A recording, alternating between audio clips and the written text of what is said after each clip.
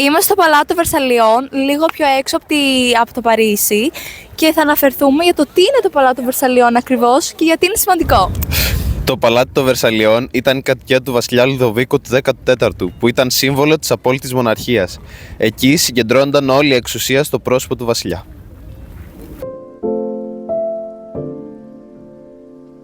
Τι συνέβη στις Βερσαλλίες το 1871? Στην αίθουσα των κατόπτρων ανακηρύχθηκε η ενοποίηση της Γερμανίας. Ο ηγέτης της Πρωσίας, Ότο Βαν Μπίσμαρκ, ήθελε να ενώσει τα γερμανικά κράτη και συγκρούστηκε με τη Γαλλία, η οποία φοβόταν την άνοδο της Πρωσίας. Ο πόλεμος κατέληξε σε νίκη της Πρωσίας και η στέψη του Γερμανού αυτοκράτορα έγινε μέσα στο γαλλικό παλάτι. Αυτό αποτέλεσε μεγάλη ταπείνωση για τη Γαλλία και ενίσχυσε την αντιπαλότητα με τη Γερμανία, τροφοδοτώντας εντάσεις που θα επηρεάσουν ολόκληρη την Ευρώπη για δεκαετίες. Τι συνέβη ανάμεσα στο 1871 και το 1914? Μετά το 1871, η Ευρώπη γέμισε εντάσεις και ανταγωνισμούς.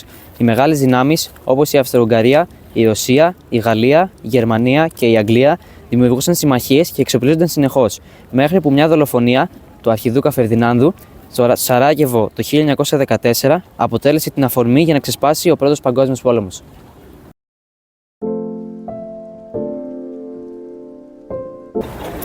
Τι ήταν η συνθήκη των Βερσαλλιών?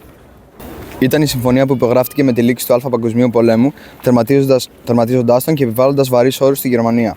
Η συνθήκη υπογράφτηκε στο Παλάτι των Βερσαλλιών το 1919 μετά από τεράστιες μάχες στο δυτικό μέτωπο Γαλλία-Βέλγιο, στο ανατολικό μέτωπο Ρωσία, στη Μεσόγειο και στην Αφρική και είχε τεράστιες απώλειες.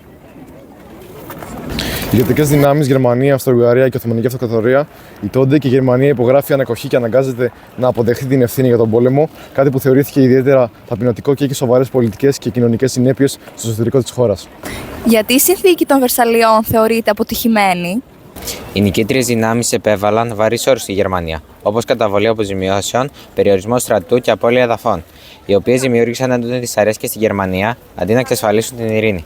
Αυτό συνέβαλε στην άνοδο του Αδόλφου Χίτλερ που οδήγησε τελικά στο Β' Παγκόσμιο Πόλεμο.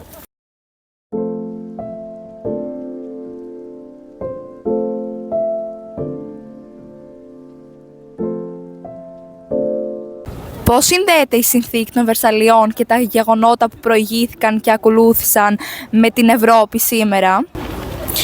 Μετά τον πόλεμο, η Ευρώπη κατάλαβε ότι οι συνεχείς συγκρούσεις, η τιμωρία και η αντιπαλότητα δεν μπορούν να οδηγήσουν σε ειρήνη.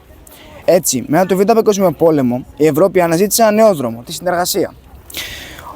Ο Ζιν Μονέ μαζί με τον Ρόμπερτ Σούμαν πρότεινε να συνεργαστούν τα ευρωπαϊκά κράτη ώστε να αποτραπούν μελλοντικοί πόλεμοι. Αυτή η ιδέα οδήγησε τελικά στη δημιουργία της Ευρωπαϊκής Ένωσης. Βλέπουμε λοιπόν το Παλάτο Βερσαλλιών, σύμβολο της απόλυτης μοναρχίας, γέννησε συγκρούσεις, ταπεινώσεις αλλά και την ανάγκη για μια Ευρώπη ενωμένη.